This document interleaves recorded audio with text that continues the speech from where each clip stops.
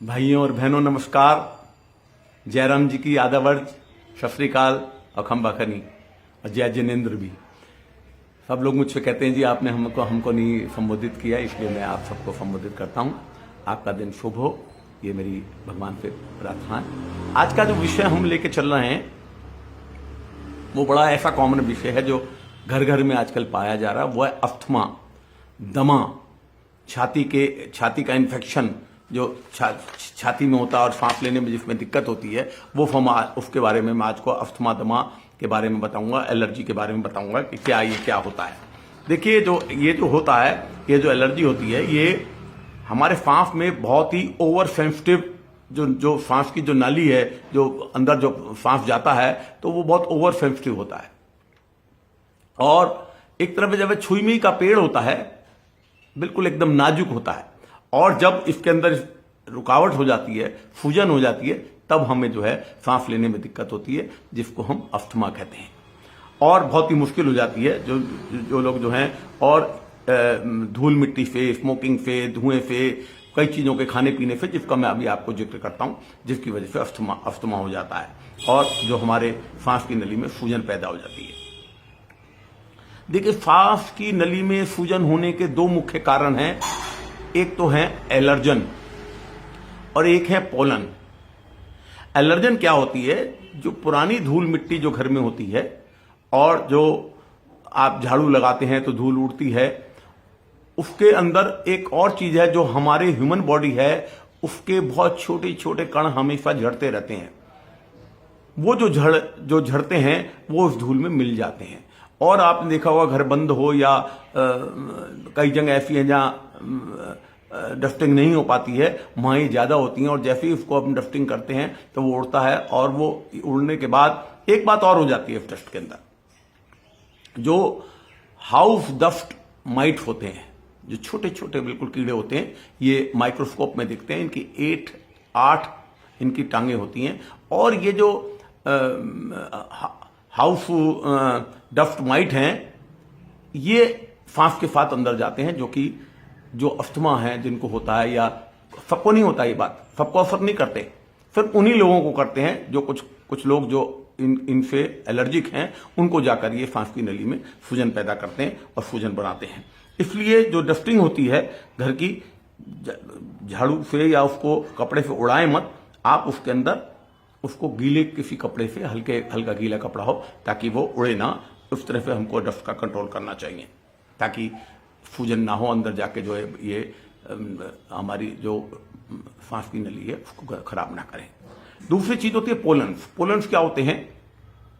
जो पेड़ पौधे होते हैं, उनके जो फूल होते हैं, उनके बहुत छोटे छोटे कण, बुर्र जिसको बोलते हैं, वो हवा में मिलते जाते हैं और मिलते हैं। जो बड़े फूल हैं उनके तो नहीं, गेंदा वगैरह जो हैं, ये गुलाब हैं, लेकिन जो जंगली फूल हैं और जंगली पौधे हैं, इनके बहुत छोटे छोटे कण हवा में मिलते रहते हैं, और ये हवा के साथ साथ आपके अंदर जाते हैं।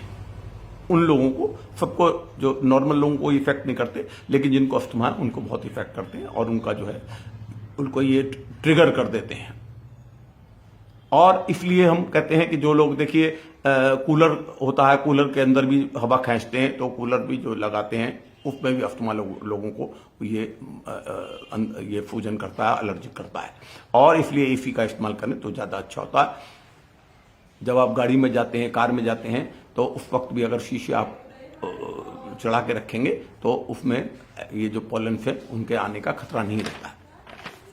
तीसरी चीज जो है जिसकी वजह से अस्थमा की एलर्जी बढ़ती है, वो है फफूंदी या फंगस। ये फंगस कैसे हो जाता है? आप देखेंगे, आपने बेडरूम में बिस्तरों के अंदर अपने कपड़े भर के रख देते हैं और चीजें भर के रख देते हैं, महीनों वो पड़ी रहती हैं। जब आप कभी उसे खोलते हैं तो एक बड़ी सी स्मेल सी ऊपर आती है। वो स्मेल क्या है? वो फंगस की स्मेल है, और वो जो है उसको बढ़ाती है। इसके अलावा जो लोग जो पेट्स पालते हैं, कुत्ते बिल्ली पालते हैं, उनके भी जो बालों से जो है बाल झड़ते हैं, या वो जो उनका जो थूक होता है, वो एक जब चाटते हैं तो उसमें भी जो है वो एलर्जिक हैं, और जो दमा वालों को उन पेट से भी अगर एलर्जी उनसे है तो उनको उससे दूर रहना चाहिए। अब कुछ ट्रिगर्स होते हैं जो कि हमारे इस अस्थमा को और बढ़ा देते हैं। मैं ये सब बातें थोड़े से छोटे में बताऊंगा, फिर आपको इलाज बताता हूं मैं भी। आप कहेंगे लंबी बातें हो गई, लेकिन आपको समझना भी जरूरी है, इसलिए मैं ये थोड़ी सी बात बताता हूं। जैसे जो वायरल इन्फेक्शन है, जो वायरल इन्फेक्शन होता है तो दमा बढ़ जाता है।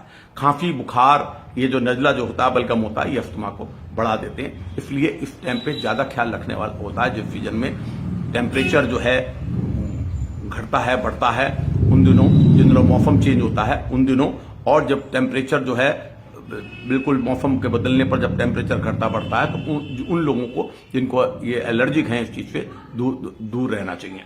कुछ चीजों के खाने पर भी कुछ लोगों को ट्रिगर्स होता है। ये सब ट्रिगर्स हैं।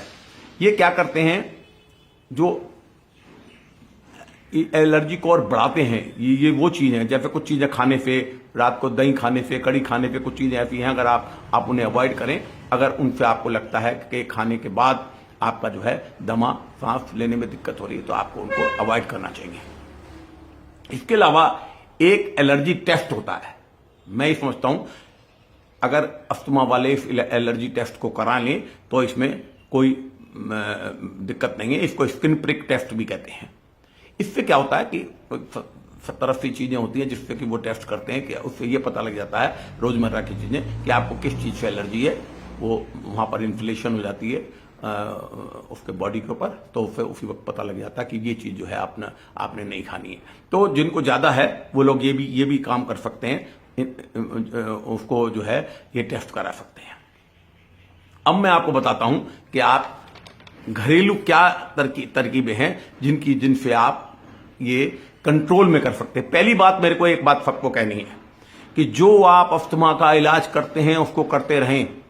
मेरा ये कहना नहीं है कि आप बिल्कुल अस्थमा का इलाज छोड़ दें और आज से इसको आप शुरू कर लें। अस्थमा का इलाज करते रहें। इससे क्या होगा, आपका अस्थमा कंट्रोल होगा नहीं। और जो लोग जो पफ वगैरह लेते हैं उनका पफ छूट सकता है, बहुत छूटने की उम्मीद है। अगर आप इसको रेगुलर करेंगे तो आपका ये पफिंग वगैरह छूट जाता है, क्योंकि पफ में स्टेरॉइड्स होते हैं, जो स्टेरॉइड्स जाके ठीक तो करते हैं, फायदा तो करते हैं, लेकिन साथ साथ थोड़ा सा नुकसान भी करते हैं। इसलिए पफ को धीरे धीरे हम छोड़वा सकते हैं अगर आप ये जो चीजें हैं आप इनका इस्तेमाल करें और ये घरेलू इलाज करें। पहला घरेलू इलाज जो मैं बताने आपको जा रहा हूं वो है दालचीनी। ये है दालचीनी, आप सबने देखी है, घर घर में चाय वगैरह में भी डालते हैं आप। ये देखिए, ये मैंने सबको दिखा भी दिया। ये दालचीनी है। ये दालचीनी का पाउडर आपने लेना है आधा चम्मच। उसके अंदर जरा सा आप चाहें, ठीक रहेगा, आप इलायची का पाउडर भी 1/4 बिल्कुल थोड़ा सा डाल सकते हैं। दोनों चीजें डालें और 1 चम्मच शहद लें। मैंने क्या क्या बात बताई, आधा चम्मच आपको दालचीनी का पाउडर लेना है, 1/4 थोड़ा सा इलायची का पाउडर डालना है, और एक खरल में, जिसे खरल बोलते हैं आप, ये जो बोलते हैं, इसमें शहद डाल दें। और इसको जितना आप इसको रगड़ेंगे उतना शहद और दालचीनी का पाउडर, दालचीनी उसको शहद को अंदर अपने ले लेगी। उसको जो है आपने दिन में 2 बारी चाटना है, उसको उंगली से लेके चाटना है और अंदर गले में रखना है। एकदम ये नहीं डाला और पी गए, ऐसा नहीं, धीरे धीरे उससे आपकी खांसी भी ठीक होगी और भी चीजें ठीक होंगी, और आपका ये जो दमा का जो है उसमें आराम मिलेगा। आप इसको दो बारी ले सकते हैं। इसके अलावा क्या करते हैं, अगर मान लीजिए आप चाहें तो गुड़ में भी ले सकते हैं। देसी गुड़ सबने देखा हुआ है, तो मुझे दिखाना पड़ता है।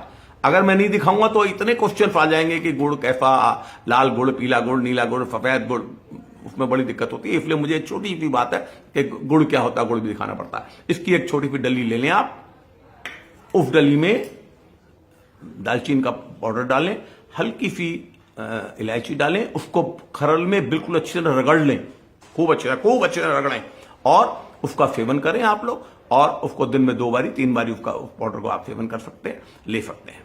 तीसरी चीज क्या है, नारियल, कच्चा नारियल जिसमें जटा होती है, जटा को उखाड़ के आपने, जटा नारियल वाला जो नारियल होता है कच्चा, जिसे हम गोला भी बोलते हैं, कोकोनट भी बोलते हैं, आपने 50-60 ग्राम रोज का उसको चबा के खाना है।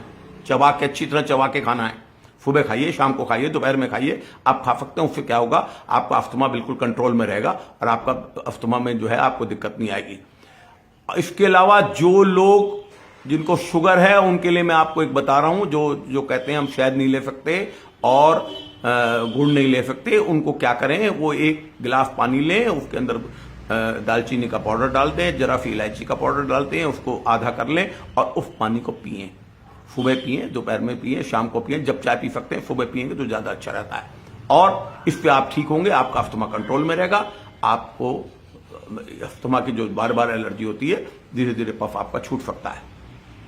इसके बाद हमेशा की तरह बात खत्म करते हुए जो मैं आपको कहता हूं वो ये कि मेरे को सब्सक्राइब करें, आप खूब कर रहे हैं, बहुत अच्छी तरह से कर रहे हैं, शेयर करें, लाइक करें और आपका प्यार दुलार आशीर्वाद मुझको मिलता रहे, ये मैं कामना करता हूं। इसी के साथ आपका दिन शुभ हो, आपका दिन शुभ हो।